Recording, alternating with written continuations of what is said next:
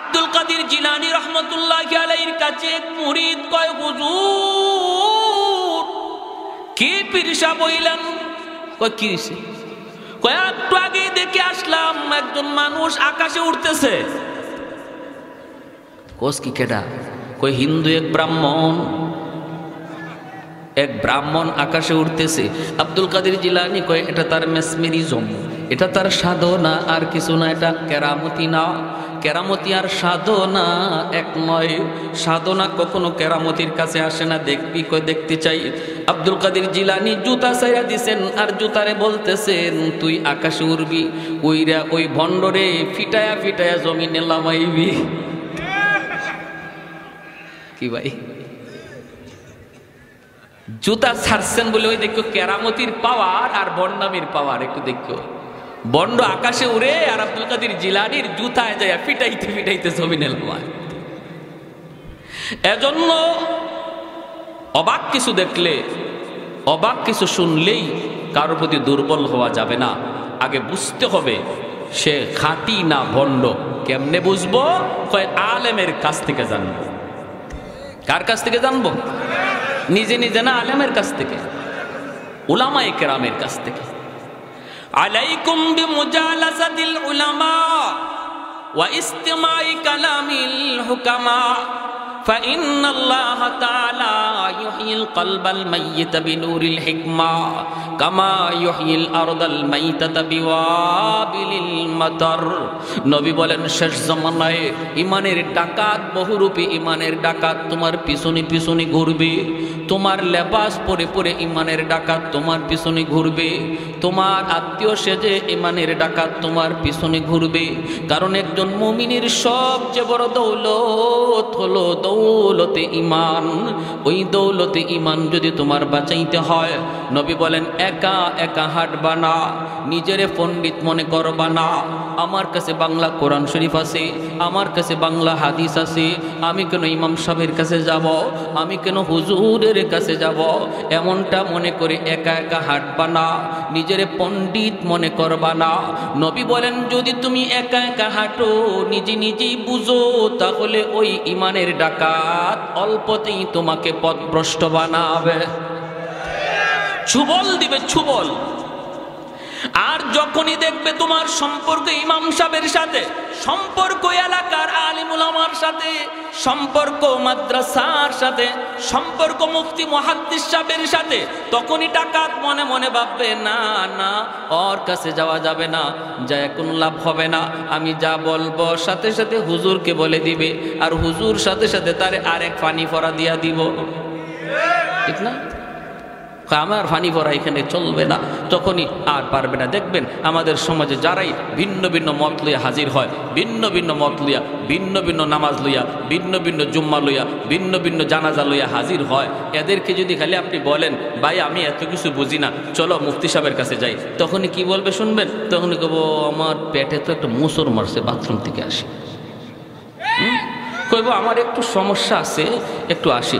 যেই খালি আপনি বলবেন হুজুরের কাছে চলেন, হাফিজ সাহেবের কাছে চলেন, শাইখুল হাদিস সাহেবের কাছে চলেন, মুফতি সাহেবের কাছে চলেন, তখনই তারে দেখবেন হে জিন হয়ে গেছে, আর তারে খুঁজে পাওয়া যায় না। আর যখনই দেখবো আপনি একা, মাশাআল্লাহ কম বুঝেন না, তখনই সে আপনার সুযোগ নিবে। একটু জবান খুলে জিকির করি, এরপরে সামনের দিকে আগাবো। জরুরি একটা বয়ান আমার সামনে রয়েছে, মনোযোগ কার কার আছে একটু হাত উঠে আল্লাহকে দেখান। আল্লাহ প্রতিটা হাতকে তুমি কবুল করো। লা ইলাহা ইল্লাল্লাহ, লা ইলাহা ইল্লাল্লাহ, লা ইলাহা ইল্লাল্লাহ, লা ইলাহা ইল্লাল্লাহ, জুরে লা ইলাহা ইল্লাল্লাহ।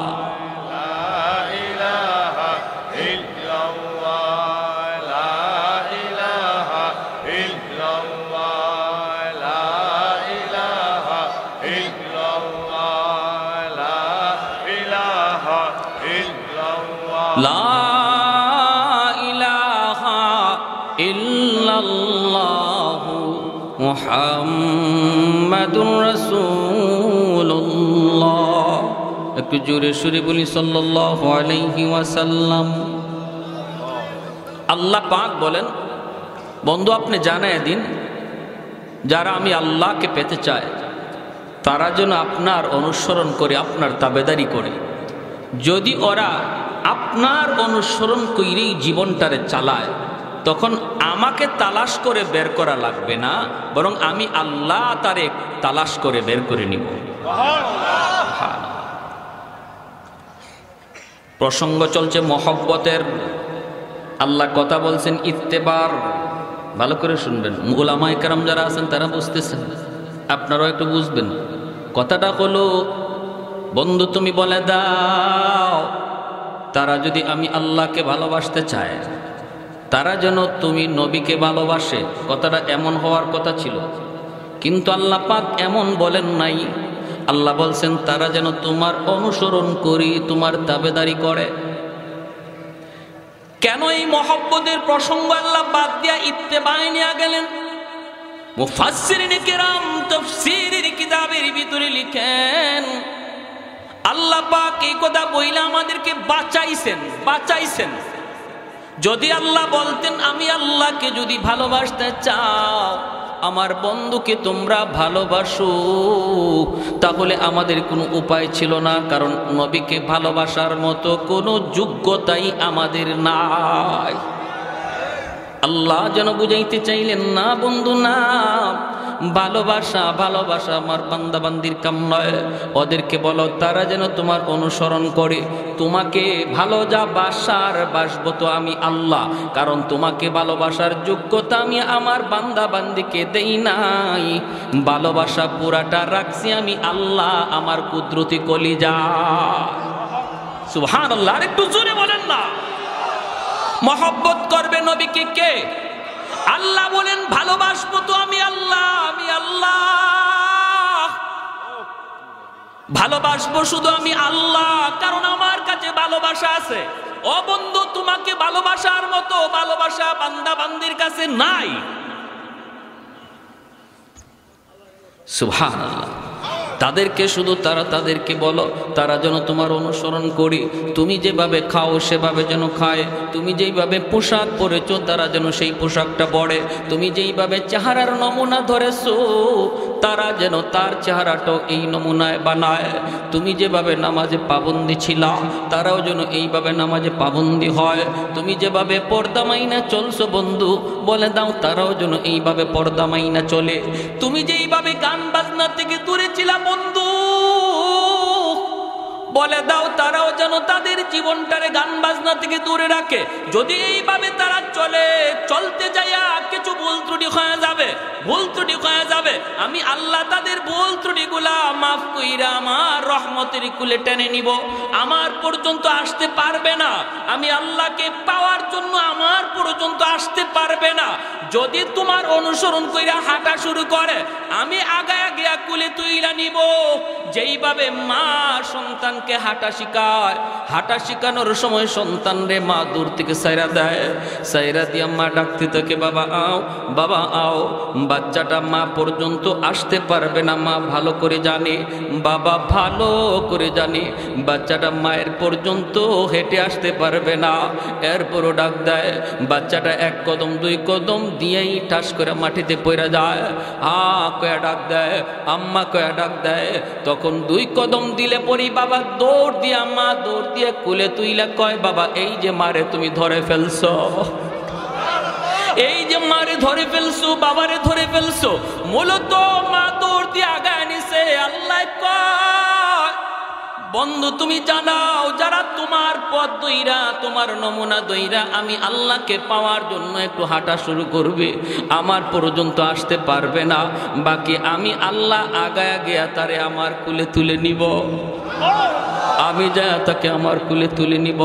ইউহিব্বুকুমুল্লাহ, আমি আল্লাহ তারে আমার কুলে নিব, আমি তারে ভালোবাসবো। আমার পর্যন্ত আসতে পারবে না, আমি আমার কাছে নিয়ে নিব। ভাইরা সাহাবায়ে কেরাম রাদিয়াল্লাহু তাআলা আনহুম, তারা তো কিছুটা নজির দেখায় গেছেন, কিছুটা নজির। অষ্টম হিজরির একটা মর্মান্তিক ঘটনা আপনাদেরকে শোনাই। আল্লাহর নবী, রহমতের নবী, বিভিন্ন রাষ্ট্রপ্রধানের কাছে তিনি দাওয়াত দিয়ে চিঠি দিতেছেন। এইভাবে নবী রোম সম্রাটের কাছেও চিঠি লিখলেন। কিন্তু হারিস ইবনে উমাইর রাদিয়াল্লাহু তাআলা আনহু ওনাকে ওই রোমের সম্রাটের লোকেরা ওনাকে গ্রেফতার করে সম্রাটের দরবারে নিয়ে ওনাকে হত্যা করল। নবীর একজন দূত হারিস ইবনে উমাইর রাদিয়াল্লাহু তাআলা আনহু ওনাকে হত্যা করল। হাতগুলি কেটে দিল, পা কেটে দিল, চোখ উপড়ে ফেলল, চিঠিটা টুকরা টুকরা কইরা নিজের পায়ের তলে ফেলে দিল। অথচ এই চিঠির মধ্যে আমার নবীর নাম লেখা ছিল। নবীর নাম লেখা ছিল মিন মুহাম্মাদুর রাসূলুল্লাহ। মুহাম্মাদুর রাসূলুল্লাহর পক্ষ থেকে শামের প্রধানের কাছে চিঠি, ইলা আজিজ শাম। সে খেপে গেল। 2 দিনের মুহাম্মদ মাত্র মদিনার রাষ্ট্রনায়ক, এখনই আমার নামের আগে তার নাম, নবীর নাম তার নামের আগে এটা সহ্য করতে পারল না। সাথে সাথে চিঠিটা ছিঁড়ে নিজের পায়ের নিচে ফেলে দিল। আর নবীর সাহাবী হযরত হারিস ইবনে উমাইর রাদিয়াল্লাহু তাআলা আনহুকে হত্যা করলো, হাত পা গুলি কেটে দিল। আল্লাহর নবী রহমতের নবীর কাছে এই খবর যেই মাত্র নবীর দরবারে আসলো, আমার নবী সইতে পারেন না। নবীজির চোখ থেকে দর দর করে পানি পড়ে নবী কান্দেন আর বলেন, আমার হারেসের তো কোনো দোষ ছিল না, আমি তো তারে দুধ বানায় পাঠাইছি, দুধের তো কোনো দোষ নাই। অপরাধ যদি করি আমি নবী করছি, আমার হারেসরে কেন মারল? তাও এইভাবে অঙ্গ প্রত্যঙ্গগুলি কাইটা দিল। মায়ার নবী, দয়ার নবী, রহমতের নবী গরম হয়ে গেলেন নবীজি। সাহাবায়ে কেরামের সামনে নবী বায়াত নিলেন, শপথ নিলেন, আমার হারেস হত্যার বিচার না নেওয়া পর্যন্ত, বদলা না নেওয়া পর্যন্ত আমরা কেউ শান্তিতে ঘুমাবো না। কারা কারা প্রস্তুত? সব সাহাবী নবীর হাতে হাত রেখে শপথ নিলেন। জুড়ে বলি আল্লাহু আকবার। তাহলে কি বোঝা যায়? ইসলামে খালি নরম না গরমও আছে? আমার নবী গরম হয়ে গেলেন। আল্লাহ বলেন ইসলাম হলো নরমের জায়গায় নরম, গরমের জায়গায় গরম। ইসলামে শুধু নরম নাই, ইসলামে শুধু গরমও নাই, ইসলামে নরমের জায়গায় নরম, গরমের জায়গায় গরম থাকতে কয়। মুহাম্মাদুর রাসূলুল্লাহ ওয়াল্লাযীনা মাহু আশিদ্দাউ আলাল কুফফার রুহামাউ বাইনাহুম।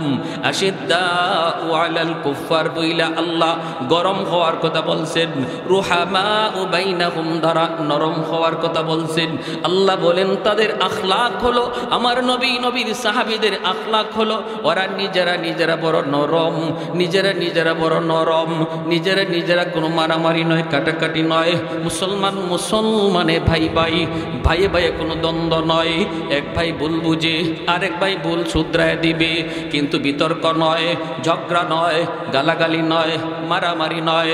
মুসলমানের সম্পর্ক হলো ইমানের সম্পর্ক, ইমানের সম্পর্ক হলো রক্তের সম্পর্কের চেয়ে আরো গভীর, ঠিক কিনা? ইমানের সম্পর্ক রক্তের সম্পর্কের চেয়ে আরো গভীর। এজন্যই তো আবু বকর সিদ্দিক সন্তানকে বলেছিলেন বদরের যুদ্ধে, আবু বকর সিদ্দিক রাদিয়াল্লাহু তাআলা আনহু আমার নবীর পক্ষে, আর আবু বকর সিদ্দিক রাদিয়াল্লাহু তাআলা আনহুর সন্তান আবু জাহেলের পক্ষে। বাপ বেটা দুইজন দুই দিকে যুদ্ধ করতে নামছেন। পরবর্তীতে এই সন্তান মুসলমান হয়েছেন। মুসলমান হওয়ার পরে বলতেছেন, আব্বা বদরের ময়দানে আপনি 3 বার আমার তলোয়ারের নিচে পড়ছেন, এরপরও আমি তলোয়ার চালাই নাই। আবু বকর সিদ্দিক বলে, কসকি তুই কয়বার? বলে 3 বার। কেন তুই চালালি না? কারণ আপনি আমার আব্বা, কেমন করে তলোয়ার চালাই? আবু বকর সিদ্দিক বলে, তাহলে শুন বেটা শুন, তোরা যুদ্ধ করস দুনিয়ার কামাইয়ের জন্য, আর আমরা যুদ্ধ করি আল্লাহর সন্তুষ্টির জন্য। আমাদের কাছে আল্লাহর মহব্বত সন্তানের মহব্বতের চেয়ে বেশি। আমি আবু বকর বলতেছি, খুদার কসম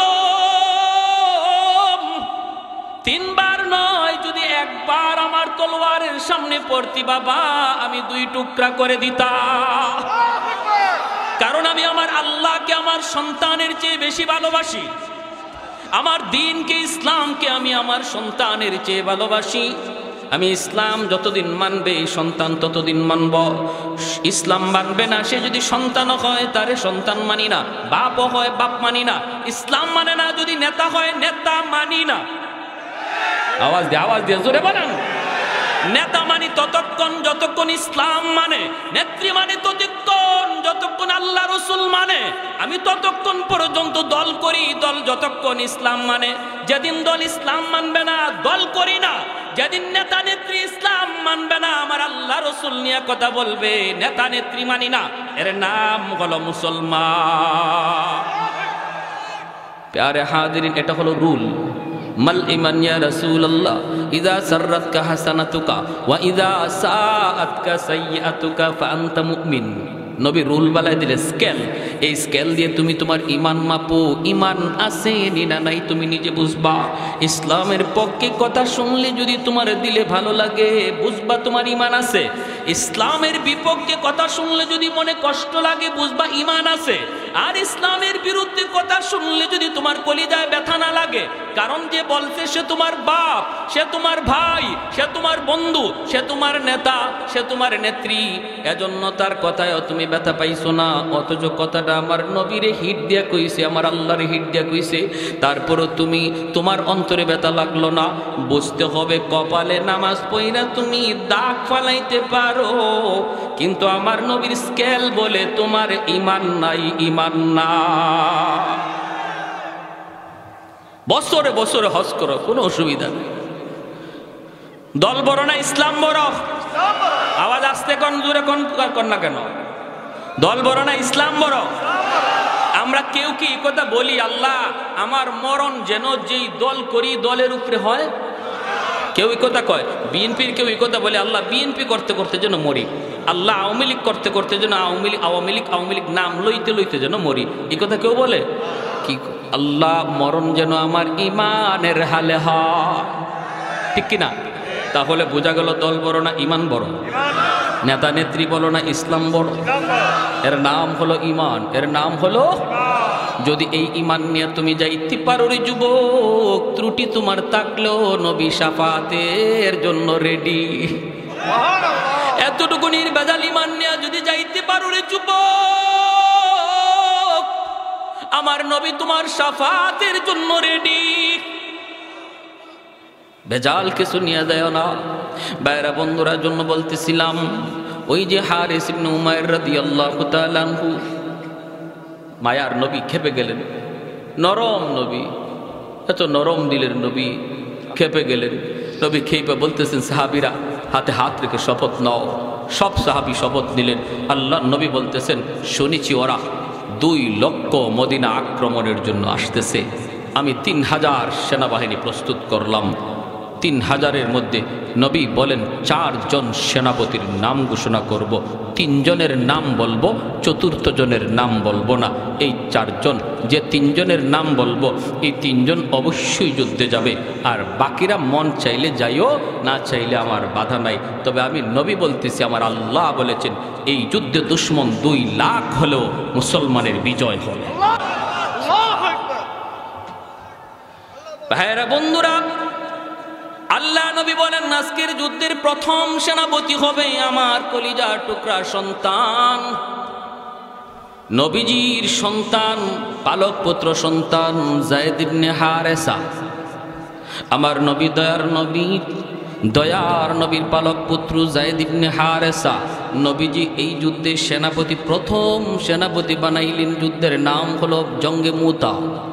ইসলামের ইতিহাসের অনেক বড় এক যুদ্ধ, অনেক বড় এক যুদ্ধ। নবী বলেন সাহাবীরা রে, আমি তোমাদের সাথে এই যুদ্ধে যেতে পারবো না, আমি মদিনায় থেকে গেলাম, কারণ বিভিন্ন রাষ্ট্রপ্রধানের কাছে চিঠি লিখছি, চিঠি লিখতে হবে, উত্তর আসবে, উত্তর দিতে হবে।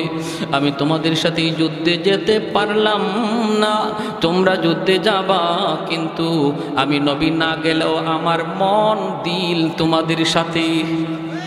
দেহটা থাকবে মদিনার মসজিদে, দিলটা থাকবে তোমাদের সাথে। আমি মদিনার মসজিদে বসে বসে যুদ্ধের হালচাল দেখবো। আল্লাহু আকবার। মায়ার নবী, দয়ার নবী বলেন আজকের যুদ্ধের প্রথম সেনাপতি আমার সন্তান যায়েদ ইবনে হারেসা। এই নেতা নেত্রীরা একটু ভালো করে শোনো, যারা রাজনীতি করে ভাই একটু শোনো শোনো, দেখো নেতার আদর্শ দেখো। নেতা যুদ্ধে পাঠাইতেছে সবার আগে নিজের ছেলে, আর আমাদের দেশের নেতা ছেলেরে পড়ায় লন্ডনে আমেরিকায়, আমার পোলারে পাঠায় যুদ্ধে। কি আপনি আমার ফুলাফানরে পাঠায় পিস্তল দিয়া আর রিভলভার দিয়া, আর তার ফুলারে আমেরিকা পড়ায়। আই রে বোকা, আমরা কেমন বোকা হইছি বুঝেন, কেমন ফাইছি আমরা রে বলদ। মায়ার নবী দয়ার নবী বলেন আমার পুত্র সর্বপ্রথম সেনাপতি। আল্লাহু আকবার কর। যায়েদ ইবনে হারেসা নবী যুদ্ধে প্রথম সেনাপতি ঘোষণা করলেন।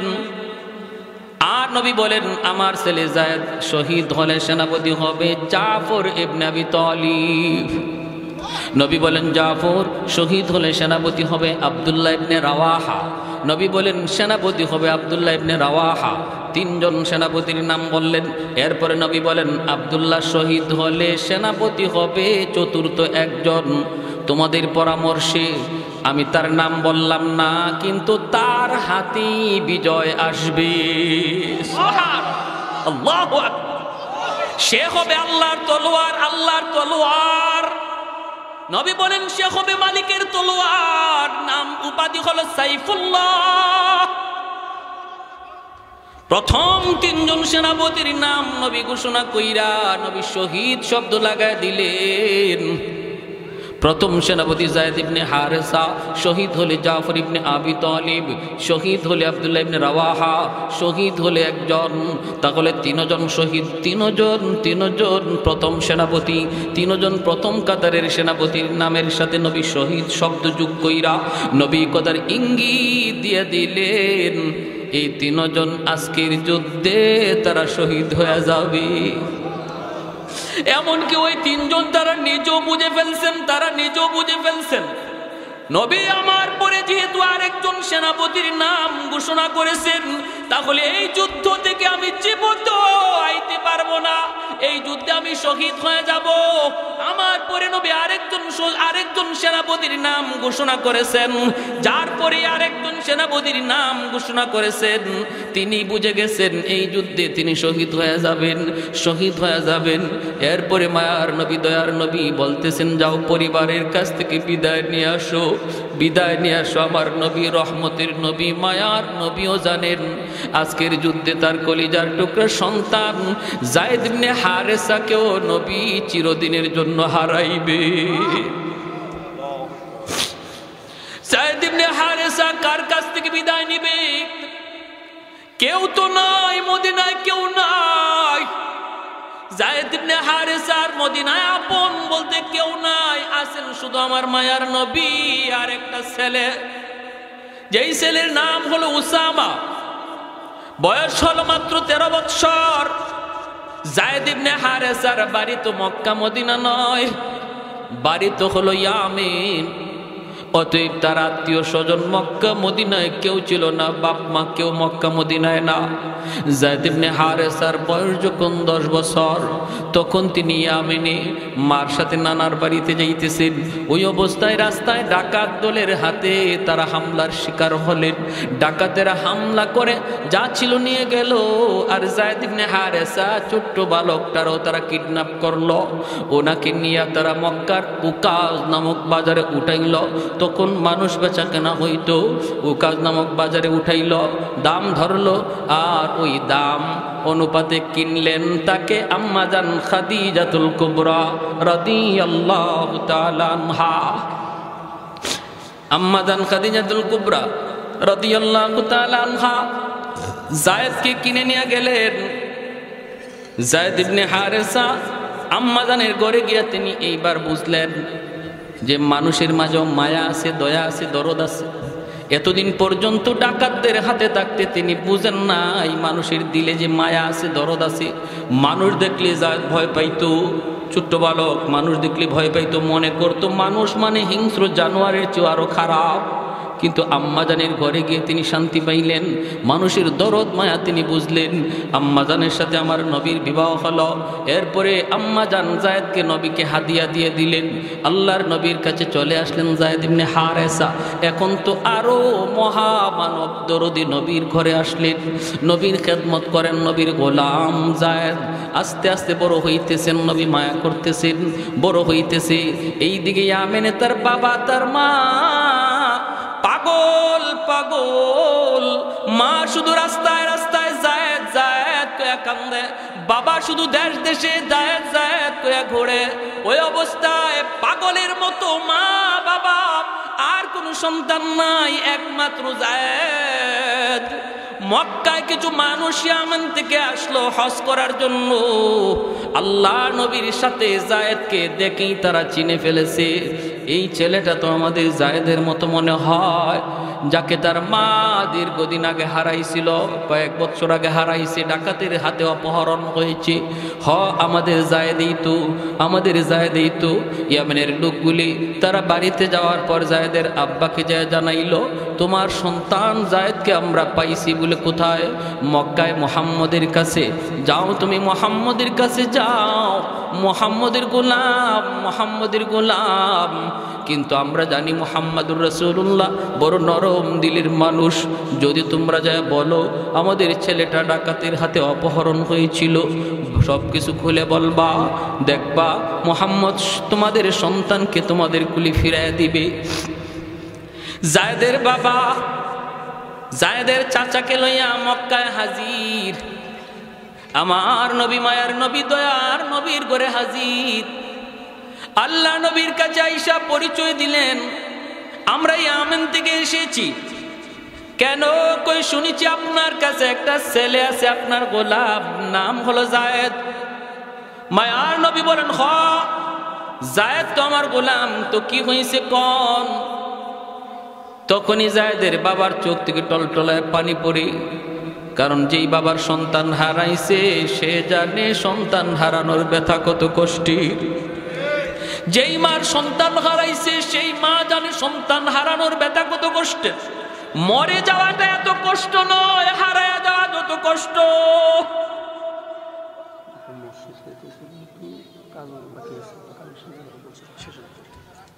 মরে যাওয়াটা এত কষ্টের নয়, হারায়া যাওয়া যত কষ্টের। কারণ সর্বদা সর্বক্ষণ মার অন্তরে শুধু জ্বালা, হায় রে আমার ছেলেটা, আমার মেয়েটা এখন কোথায় আছে, কোন জায়গায় আছে, কোন অবস্থা আছে, কি করতেছে। ভাইরা বন্ধুরা, যায়েদের আব্বা যখন হাউমাউ করে কান্দা দিছে আর বলতেছে, নবী গো, যায়েদ আমার সন্তান, একমাত্র সন্তান হারাইছি, ডাকাতের হাতে অপহরণ হয়েছিল। এরপরে মা পাগল, আমি বাবা পাগল, এখন শুধু রাস্তায় রাস্তায় ঘুরি। খবর পাইলাম আপনার কাছে, চলে আসলাম। এই যে অনেকগুলি হাদিয়া আনছি, অনেকগুলা স্বর্ণ মুদ্রা নিয়ে আসছি, আমার সন্তানটারে ফিরাইয়া দেন, মার কোলে সন্তানটারে ফিরাইয়া দেন, লাগে আপনি পয়সা নেন। আল্লাহর নবী তখন বলতেছেন, একটু থামুন, পয়সা লাগবে না, পয়সা লাগবে না। নবী বলেন, আমি নবী এতিম, আমি নবী বাবা পাই নাই, বাবার আদর কেমন আমি নবী তা জানি না, আব্বু ডাকে কত মজা আমি নবী জানি না। অতএব আমাকে পয়সা দেওয়া লাগবে না, আপনি একটু অপেক্ষা করুন। নবী ডাক দিলেন পাশের রুমে, যায়েদ এইদিকে আসো। যায়েদ ইবনে হারেসা তিনি আসলেন। ঘরে ঢুকেই তিনি দেখেন দুইটা মানুষ বসা, চেহারাটার দিকে তাকাইয়ে চিনে ফেললেন, যায়েদ আমার হারানো বাবা। বাবাও চিনে ফেলেছে হারানো সন্তান যায়েদ। দৌড় দিয়া বাবা সন্তানের বুকে জড়ায় ধরে কান্দে, ছেলে বাবাকে ধরে কান্দে, বাবা ছেলেকে জড়ায় ধরে কান্দে। ভাইরে কারো চোখে এমন নাই যে ওই সময় কেউ কাঁদে নাই। নবী কাঁদতেছেন, যায়েদের চাচা কাঁদতেছে, বাবা কান্দে, ছেলে কান্দে। আল্লাহর নবী রহমতের নবী তখন বলতেছেন, যায়েদ তুমি চিনছো ওনারা কারা? জায়েদ কো নবী কো চিনে ফেলেছি, আমার আব্বা, আমার চাচা। আল্লাহর নবী বলেন, জায়েদ তোমার আব্বু আসছে তোমাকে নিয়ে যাওয়ার জন্য, তোমার মা তোমার জন্য পাগল পারা হয়ে রাস্তায় রাস্তায় ঘুরে, তুমি চলে যাও বাবার সাথে। ও জায়েদ, যদি বাবার সাথে যেতে চাও, মায়ের কাছে ফিরত যাইতে চাও, যেতে পারবা। আর যদি আমি নবীর কাছে থাকতে চাও, আমি তোমাকে দূরে সরায়া দিব না। আমি নবীর কাছে যদি থাকতে চাও, আমি তোমাকে আগলে রাখবো। যদি বাপ মার কাছে যাইতে চাও, যেতে পারো। অপশন দুটোটা আল্লাহর নবী দিয়া দিলেন। এইবার যায়েদ ইবনে হারেসা সিদ্ধান্ত নিবেন, বাপ মার কাছে যাবেন না, নবীর কাছে থাকবেন। মাথাটা নিচের দিকে দিয়া দিছেন। জায়েদের বাবা তাকায় তাকায় কাঁদতেছে। কিছুক্ষণ বাবার দিকে তাকায় মাথাটা নিচু করে ফেললেন। এরপরে আমার দয়ার নবীর চেহারার দিকে তাকাইছেন, আর চোখ ফিরান না। কান্না শুরু করছে আর বলতেছে, নবী গো, আজ থেকে 10 বছর আগে আমি হারাইছি, বাবা হারাইছি, মা হারাইছি। ডাকাতদের হাতে থাকতে আমি বুঝতাম না মানুষ এত মায়াশীল হয়, মানুষের দিলে এত দরদ, এত মায়া। কিন্তু আপনার কাছে আসার পর আমি মার আদর, বাবার আদর, দুনো আদর আপনার কাছে পাইছি। আমার বাবার আদর, মায়ের আদর দুটোটা পাইছি গো নবী। অতএব আমি জায়েদ সিদ্ধান্ত নিয়েছি, বাকি জীবন আমি আপনার কদমে থাকতে চাই। আমি আপনার কদমে থাকতে চাই, আপনার কাছে থাকতে চাই। আল্লাহ নবীর সাথে সাথে জায়েদকে বুকে জড়ায় নিলেন, কারণ আমার নবীর মনের ইচ্ছাও ছিল এটা। নবী বুকে জড়ায় নিলেন আর বলতেছেন, চলো। কয়া নবী টান দিয়া মসজিদ ঘর থেকে বের হইয়া এক দৌড়ে নবী সাফা পাহাড়ের উপরে এসে উঠলেন। ওইটা নবী আরবের মানুষকে, মক্কার মানুষকে নাইকে বলেন, এরে মক্কার মানুষ, দেখো, শুনো শুনো, এতদিন পর্যন্ত তোমরা জানতা জায়েদ আমার গোলাম, আজ তোমাদেরকে সাক্ষী রেখে বললাম জায়েদ আজকে থেকে আজাদ। এতদিন পর্যন্ত তোমরা জানতা জায়েদ আমার গোলাম, আজ থেকে জায়েদ শুধু গোলাম নয়, যেই জায়েদ মা পাইয়া বাবা পাইয়া বাপ মার কাছে যায় না, আমি নবীর কাছে থাকে, আজ থেকে জায়েদ হলো আমার সন্তান। আর একটু জোরে সুবহানাল্লাহ। कौनैने मुख्तार खुदा तुमको बनाया, उम्मत का निगाहबान खुदा तुमको बनाया। तकबीर में, कलमा में, नमाजों में, यज़ा में है नाम इलाही से मिला नाम मोहम्मद, है नाम इलाही से मिला नाम मोहम्मद। महबूब ने कहा सल्ली अला नाम मोहम्मद, आका की जिया दिल की जिला नाम मोहम्मद, आका की जिया दिल की जिला नाम मोहम्मद। फरमाते ही आदम को मुझे खुल्द तरी में लकहा हुआ तू बाबे मिला नाम मोहम्मद, लकहा हुआ तू बाबे मिला नाम मोहम्मद। একটু জোরে সুরে আল্লাহু আকবার। ওই জায়েদ ইবনে হারেসাকে মায়ার নবী যুদ্ধের প্রথম সেনাপতি বানাইলেন। কোন যুদ্ধের প্রথম সেনাপতি বানাইলেন? ভাইরা আমার, এরপরে হইল কি? নবী বলতেছেন, দ্বিতীয় নম্বর, জায়েদ ইবনে হারেসা নবীর কাছ থেকে বিদায় নিলেন। নবীজির কাছ থেকে বিদায় নিয়ে এইবার আল্লাহর নবীর কাছ থেকে বিদায় নিয়ে ছেলের উসামার কাছে গেলেন। যাইয়া উসামার কাছে যাইয়া বলতেছেন, 13 বৎসরের বালক উসামা ডাক দিয়া বলতেছেন, বাবা, এই দুনিয়ায় তুমি ছাড়া আর নবী ছাড়া কেউ নাই। নবীর কাছ থেকে বিদায় নিয়েছি বাবা, তুমি বাবাকে বিদায় দাও। 13 বছরের বালকের কাছ থেকে তিনি বিদায় নিতেছেন। উসামা কাঁদতেছেন আর বাবা বলতেছে, বাবারে, যদি কোনোদিন বাবার কথা ইয়াদ হয়, শামের রাস্তার আশেপাশে বাবার কবর খুঁজে নিও। সাহাবায়ে কেরাম কিভাবে নিজের কবরগুলা কোথায় বানাইছেন সোয়া লক্ষ সাহাবী বিদায় হজের বাসন, অথচ 10,000 সাহাবীর লাশ, 10,000 সাহাবীর কবর মক্কা মদিনায় পাওয়া যায়। 1 লক্ষের উপরে সাহাবায়ে কেরামের কবর নিজের দেশে নাই, পৃথিবীর দিক দিগন্তে পড়ে আছে। ভাইরা বন্ধুরা, ছেলেকে বাবা বলতেছে, বাবা, ছোট্ট ছেলেকে বলতেছে, বাবা, কোনোদিন যদি বাবার কথা ইয়াদ হয়, শামের রাস্তার আশেপাশে বাবার কবর খুঁজে নিও, কারণ বাবা জানে এই যুদ্ধ থেকে বাবা জীবিত ফিরবে না, কারণ নামের শেষে নবী শহীদ শব্দ লাগায় দিছে। জাফর ইবনে আবি তালিব বিদায় নিতে বাড়িতে গেলেন, যা দেখেন বিবি কোরআন তিলাওয়াত করেন। ছোট্ট 2টা বালক, মোহাম্মদ আব্দুল্লাহ 4 বছর 6 বছরের 2টা বালক মার পাশে বসে বসে নিরিবিলি মার কোরআন তেলাওয়াত শুনতেছে। জাফর ইবনে আবি তালিব পাশে যায় দাঁড়ায় বলতেছে, বিবি গো, একটু সময়ের জন্য কোরআন তেলাওয়াত বন্ধ করো গো বিবি।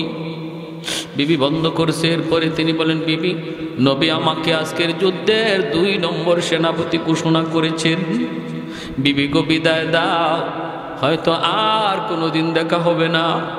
আল্লাহর তৈরি জান্নাতে তোমার সাথে আল্লাহ সাক্ষাৎ করাবে। ও বিবি, আমি শহীদ হয়ে গেলে আমার 2টি এতিম বাচ্চারে লালন পালন কইরো। আমার 2টি এতিম বাচ্চা তোমার আমানতে দিয়ে গেলাম, তাদের লালন পালন কইরো। তখনই বিবি বুঝে গেছে। বিবি কয়, স্বামী গো, যুদ্ধে যাইতেছো যাও, কিন্তু আমি নবীর জবানে শুনেছি যুদ্ধে যাওয়ার আগে দোয়া করলে আল্লাহর দরবারে দোয়া কবুল হয়। আমি একটু দোয়া করব, তুমি শুধু আমার সাথে আমিন আমিন বলবা। জাফর ইবনে আবি তালিব বলে, ঠিক আছে, তুমি মুনাজাত করো। বিবি হাত উঠাইছেন মুনাজাতের জন্য। 1 নম্বর দোয়াটাই করছেন, আল্লাহ, আজকের যুদ্ধে তুমি মুসলমানদের বিজয় দান করিও। জাফর ইবনে আবি তালিব বলেন, আমিন। বিবি সাহেব দোয়া করে স্বামী আমিন বলে। সুবহানাল্লাহ, জোরে কোন। এ মুসলমানের ঘর কিভাবে সাজাইবা একটু খেয়াল করো রে যুবক। ও মুসলমান, ঘরটা কেমন করে সাজাইবা একটু খেয়াল করো। আজকে স্বামী নামাজ পড়ে, স্ত্রী নামাজ পড়ে না।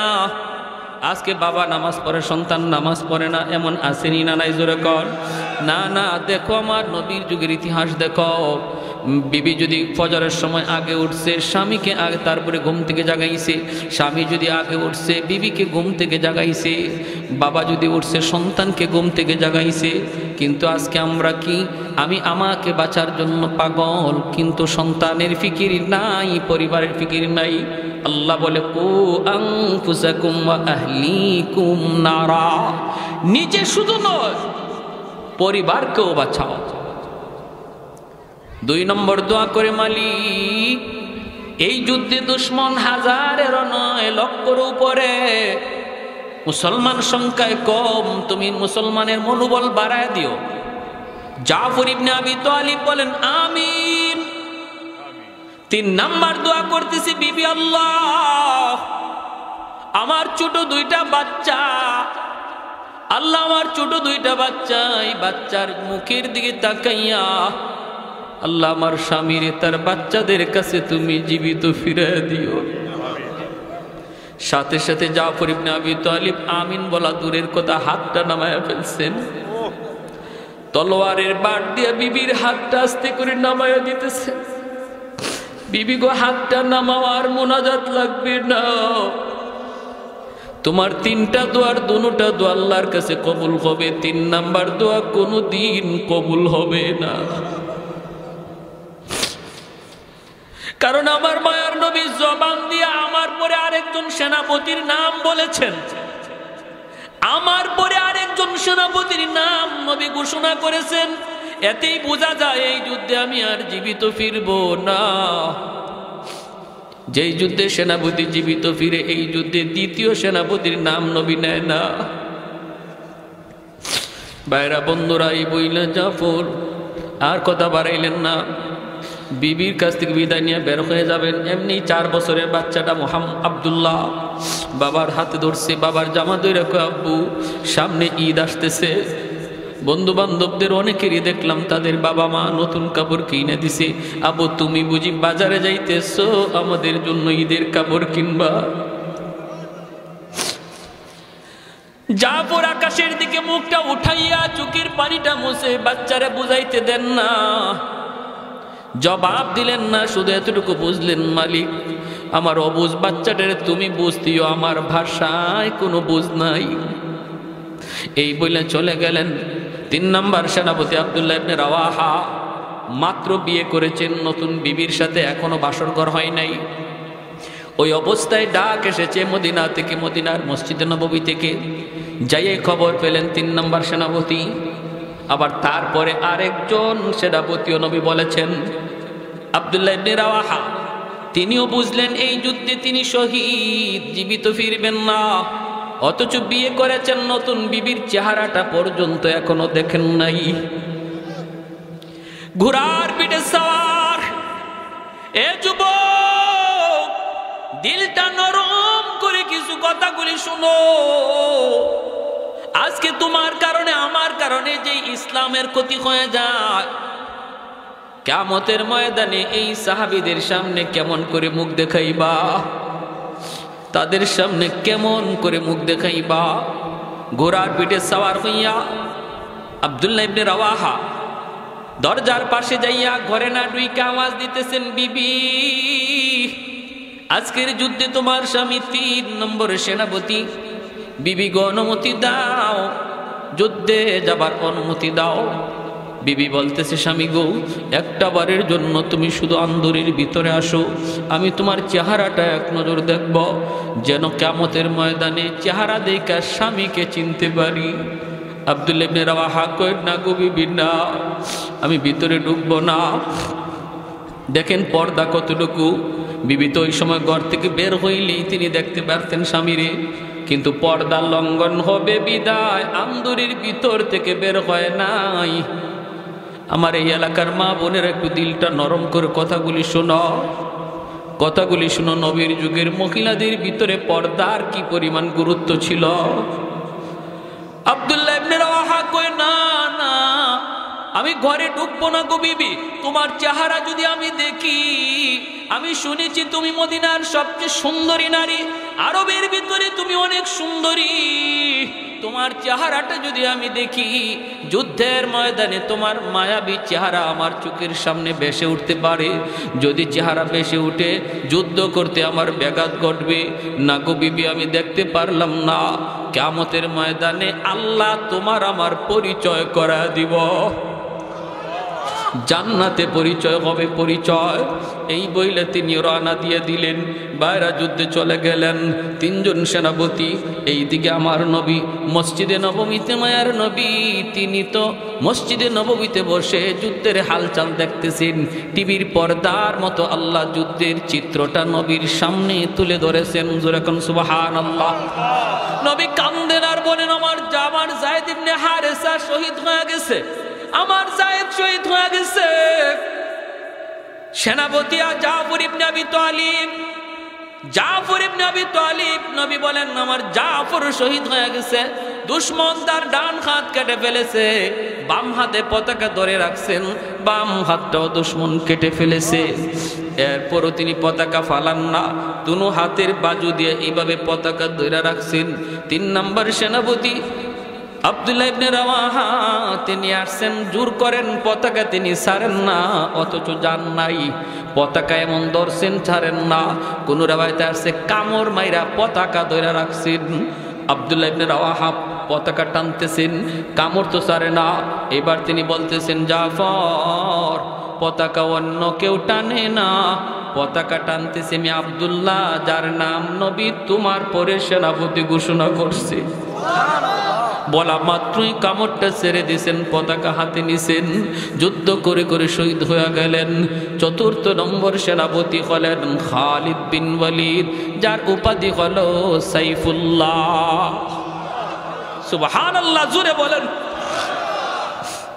সেই খালিদ বিন ওয়ালিদের হাতে ইসলামের বিজয় আসলো। কিভাবে আসলো? কম কথা শেষ করে দিব।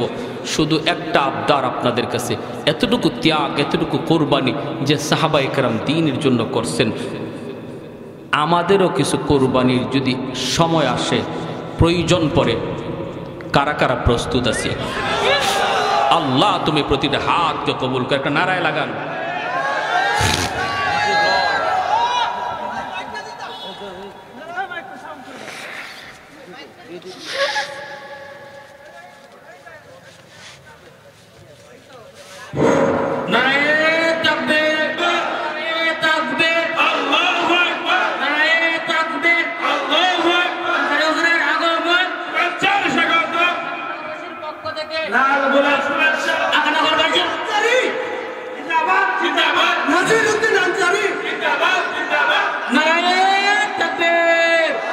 আলহামদুলিল্লাহ। আমার ভাইরা ভালো করে শুনেন, রাখেন, আমি বলতেছি শুনেন, ভালো করে শুনেন।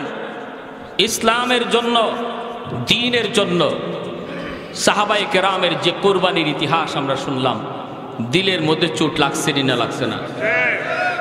ভাইরা আমার, আজ আমাদের কারো অবহেলার কারণে যদি ইসলামের কোনো ক্ষতি হয়, সে জাফর ইবনে আবি তালিব, আব্দুল্লাহ ইবনে রাওয়াহা, হারিস, যায়েদ ইবনে হারেসার সামনে কিয়ামতের ময়দানে আমাকে জবাব দেওয়া লাগবে।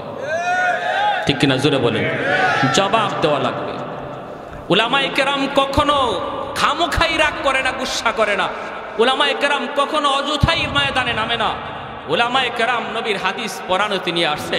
উলামায়ে কেরাম দ্বীনের কাজে ব্যস্ত আছে। উলামায়ে কেরাম দ্বীন নিয়ে ব্যস্ত।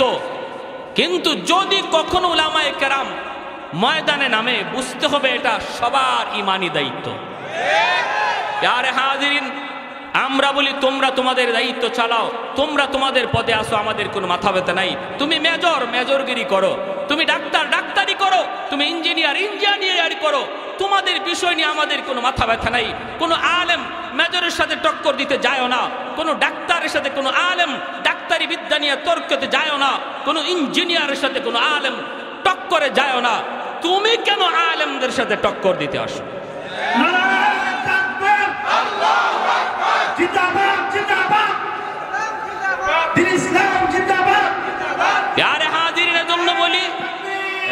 আমি এজন্য আপনাদেরকে বলি, আমাদের সর্বদা এই ব্যাপারে সজাগ থাকতে হবে, সজাগ থাকতে হবে। ফন্ডিতি করো, যার যার বিষয় লইয়া ফন্ডিতি করো, আরেকজনের বিষয়ে ফন্ডিতি দেখায়ও না। এটা অনধিকার চর্চা, অনধিকার চর্চা। আর আমরা উলামায়ে কেরাম যারা আছি, আমরা যারা উলামায়ে কেরাম ভক্ত আছি, আপনাদের কাছে আমার অনুরোধ, আমাদের মাঝে দ্বন্দ্ব যেন না থাকে, দূরত্ব যেন না থাকে। সামান্য কিছু ভুল ত্রুটি, সামান্য কিছু বিভেদ, এটাকে বড় আকারে না করি। কারণ আজকে আমাদের ভিতরে, আলেমদের ভিতরে কোনো ওয়ায়েজের বিরুদ্ধে কথা বলতে যায়, যদি আমরা সেটা পাবলিক প্লেসে বলি, তখন নাস্তিকরা সুযোগ পায়। ঠিক কিনা জোরে কোন? ইসলাম বিরোধীরা সুযোগ পায়। কে বিদাতি, কে কওমি, কে ওয়াহাবি, কে আলিয়া, কে লম্বা টুপি, কে গোল টুপি, এই সমস্ত জিনিস বাদ দেন আল্লাহর দোহাই। কারণ সমস্ত দুশ্মন এক, আমরা কেন এক হতে পারবো না? আওয়াজ দিয়া বলেন ঠিক কিনা? ছোটখাটো বিষয় নিয়ে আমরা একজনে আরেকজনের মন্দ বলি, আর অন্যদিকে দুশ্মন হাসে, দুশ্মন হাসে। দুশ্মনের হাসি খোরাক বন্ধ করুন, দুশ্মনদের হাসির খোরাক বন্ধ করুন। এখনো সময় আছে, বোঝার চেষ্টা করুন। রুহামা উবাইনাহুম, আল্লাহ বলে নিজেদের ভিতরে রহম করো, নিজেদের ভিতরে দয়া করো, নিজেদের ভিতরে ছাড় দেওয়ার মন মানসিকতা তৈরি করো। না, এক ভাই ভুল বলেছে, সেটাকে শুধরানোর ব্যবস্থা রয়েছে। সাধারণ মানুষের সামনে কটাক্ষ নয়, গালি নয়, ফতুয়াবাজি নয়, বন্ধ করো সব ফতুয়াবাজি। এক প্ল্যাটফর্মে চলে আসো। বাংলাদেশ ইসলামী জাগরণের সম্ভাবনাময় এক দেশ। এখনো যদি উলামায়ে কেরাম এক হয়ে যায় আর আলেম বক্ত পাবলিক এক হয়ে যায়, মাথা তোলার সাহস কোনো বেঈমানের নাই।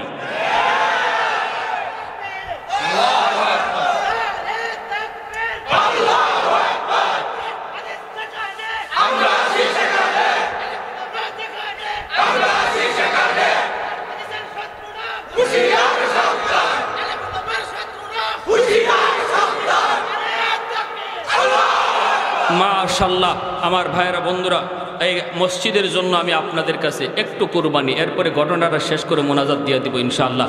মসজিদের জন্য কিছু চাওয়া হয়েছে, আল্লাহর ঘর মসজিদের জন্য। আর হবে না এখন, বলেন মসজিদের জন্য কি কি কি কি লাগবে এটা কর।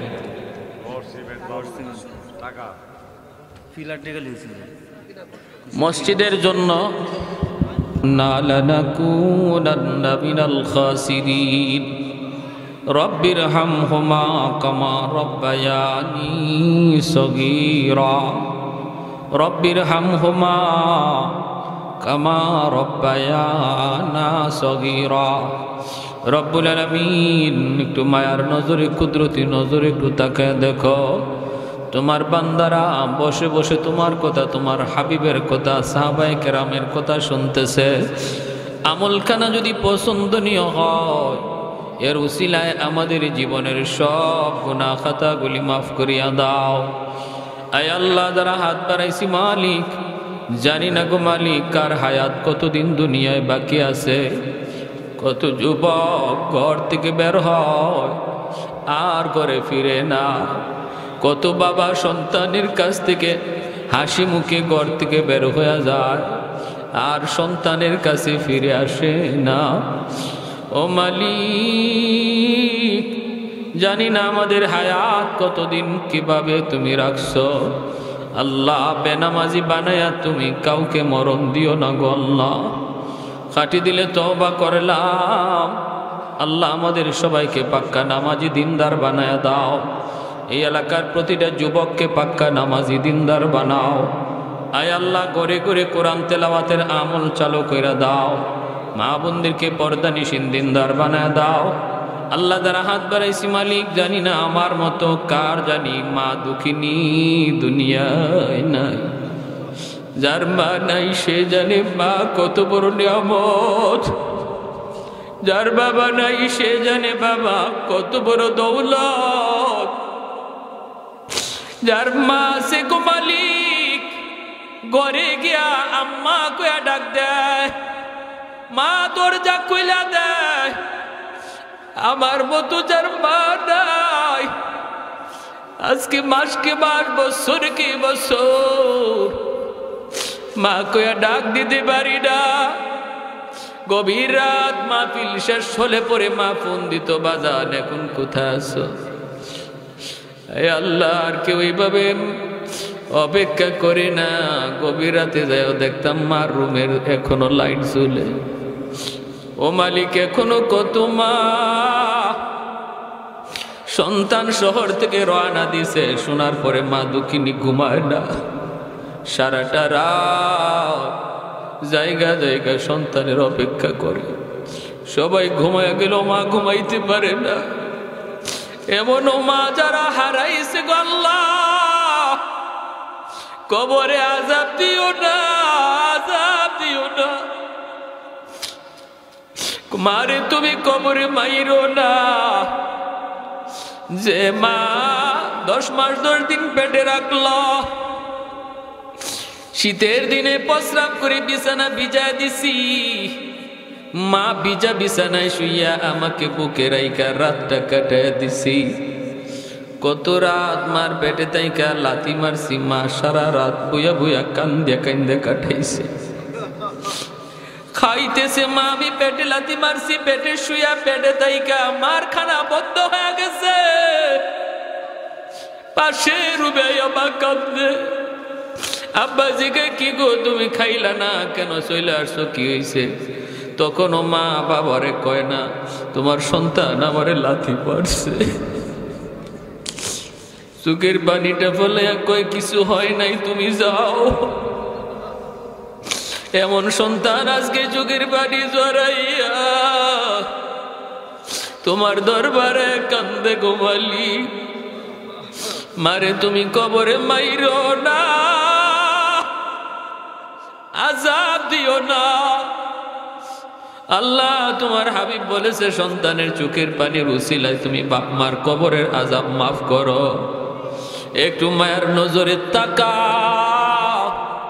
ওই আগানগর মাহফিলে কত যুবক কত সন্তান চোখের পানিটা জড়ায় জড়ায় মাল লাগি কাঁদতেছে। ও মাওলাই কারীম,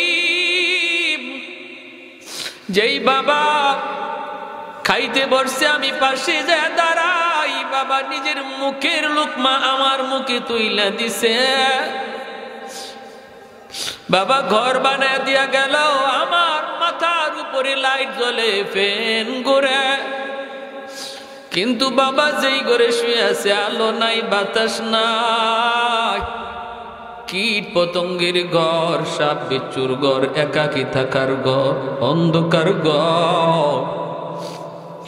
আল্লাহ, বাবা মার কবরে তুমি জান্নাতি আলো বাতাসের ব্যবস্থা করে দিও।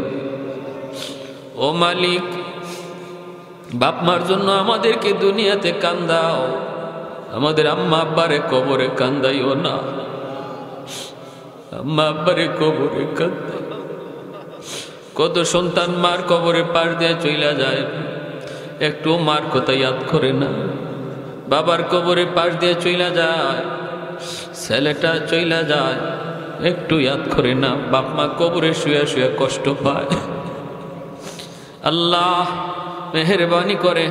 মেহেরবানি করে বাপ মার কথা বেশি বেশি ইয়াদ করার তৌফিক দাও। আল্লাহ, নামাজের বাইরে সর্ব জায়গায় আমাদের জবানে আল্লাহ তোমার শিখানো দোয়া জারি করে দিও। রব্বির হামহুমা কামা রাব্বায়ানি সগীরা।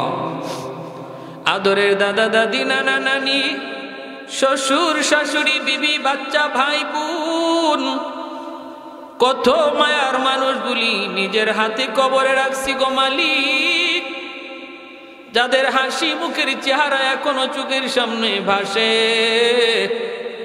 যারা একদিন এই ঘরে ঘুমাইতো, এই রাস্তা দিয়ে হাঁটতো, এই মসজিদে সেজদা দিত, তারা আজ কোথায় গেল, কোথায় রইল, কিভাবে রইল? আল্লাহ তুমি ছাড়া কেউ জানে না।